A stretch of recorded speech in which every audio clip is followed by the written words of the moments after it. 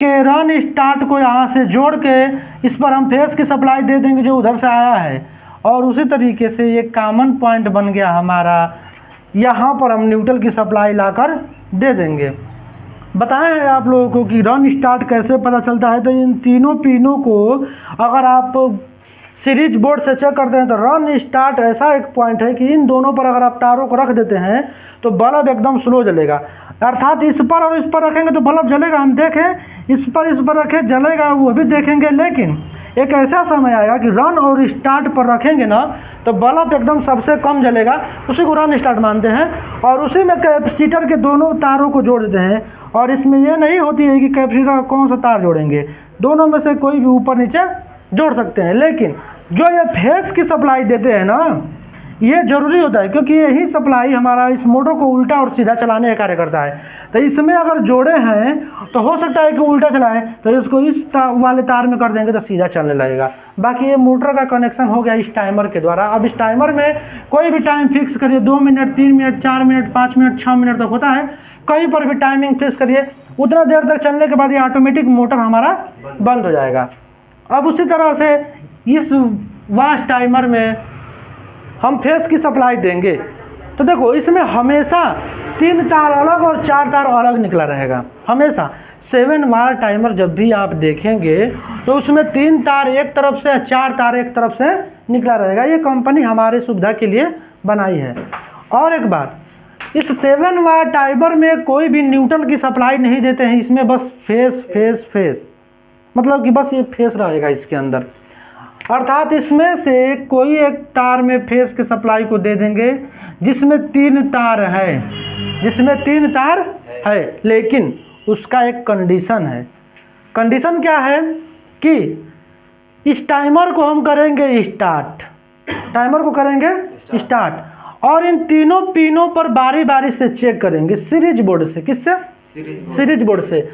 अर्थात हम एक बार में, पहली बार में इस तार पे और इस तार पे दोनों पास पास में रखे, और इस तार से इस तार पर रख दिए, मतलब कि हम 2 बार इसको चेक करेंगे, एक बार इस पर और एक बार इस पर, 3 बार हो गया ना। हम अपने यहाँ पर मान लो कि ये हमारा मल्टीमीटर ही समझ लो, मल्टीमीटर से लोग चेकिंग कर देते हैं ना, यहाँ से 2 पिन निकला होता है ना, एक बार इसमें रखे और एक बार इसमें रखे, ठीक है। तो हमें ये दिखेगा कि कहीं पर 2 तारों में सप्लाई बताना चाहिए और एक में नहीं बताना चाहिए, अर्थात कि किसी न किसी 2 पिन पे सप्लाई बताना चाहिए। कौन से 2 पिन पर? या तो इस वाले से इस वाले पर, या तो इस वाले से इस वाले पर, या तो इस वाले से बीच वाले पर। एक पर सप्लाई नहीं बताएगा, पता है कौन सा होगा? वो होगा हमारे ब्रदर के लिए। जिस पर सप्लाई नहीं बताएगा वो हमारा ब्रदर के लिए। क्यों? क्योंकि अभी हम बताए कि जब कपड़ा धुलने लगता है, जब टाइमिंग ख़त्म होने वाली रहती है, तब ब्रदर पर फेस की सप्लाई आती है। अर्थात कि अगर हम इसके अंदर फेस दिए हैं और यहाँ से यहाँ पर चेक करेंगे तो कंटिन्यूटी बताएगा? नहीं बताएगा। वो कब बताएगा? जब ये मोटर बंद होने वाला रहता है, जब ये टाइमर ख़त्म होने वाला रहता है टाइमिंग अपना, तब इस ब्रदर को सप्लाई आता है कि भाई तू अब बज, अब कपड़ा धुल गया है। तो इसलिए इस ब्रदर पे हमारा इस पर से नहीं बताएगा, लेकिन इसमें से 2 तार एक ही होता है, ये और ये ब्रदर का हो गया, तो ये दोनों हमारा तार एक ही होगा। अर्थात कि जब चालू करेंगे तो इस वाले और इस वाले पर कंटिन्यूटी बता देगा, क्योंकि दोनों तार आपस में जुड़े हुए हैं। और जो जिस तार में आप चाहें तो इस तार पर भी फेस की सप्लाई को इन कर सकते हैं या इस तार पर, क्योंकि दोनों एक ही है, दोनों एक ही है। तो हम क्या किए कि चलो इस पर जोड़ दिए इस तार को, और यहाँ से जो दूसरा का तार बचा इसको लेकर चले गए हाई नॉर्मल के बीच वाले पिन पर। कहाँ लेकर चले गए?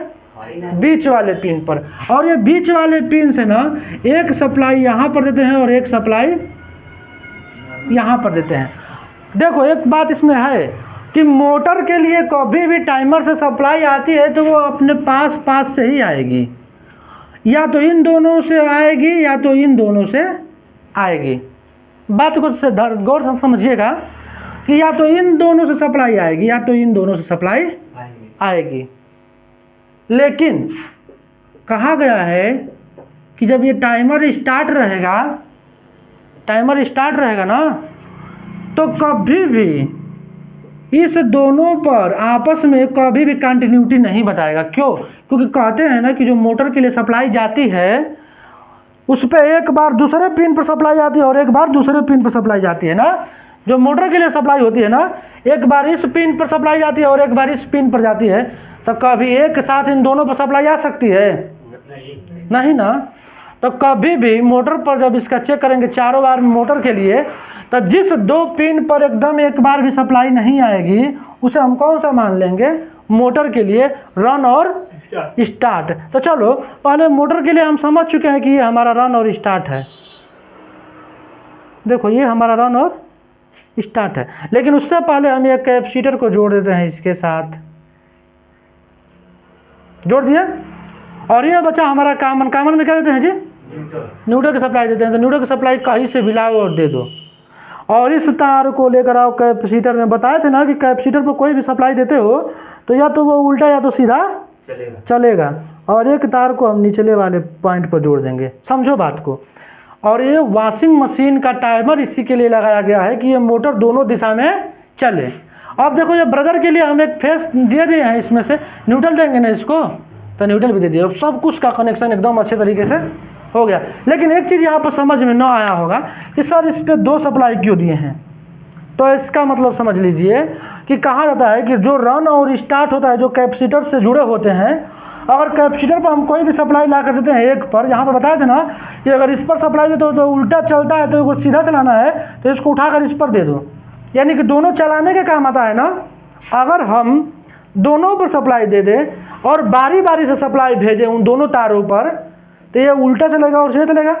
और वॉशिंग मशीन में कपड़ा धोने वाला वॉश जो टब होता है, वो जो मोटर होता है, वो दोनों दिशा में चलता है, एक बार इधर एक बार इधर, एक बार इधर एक बार इधर, तो कपड़ा हमारा उसमें मथता है।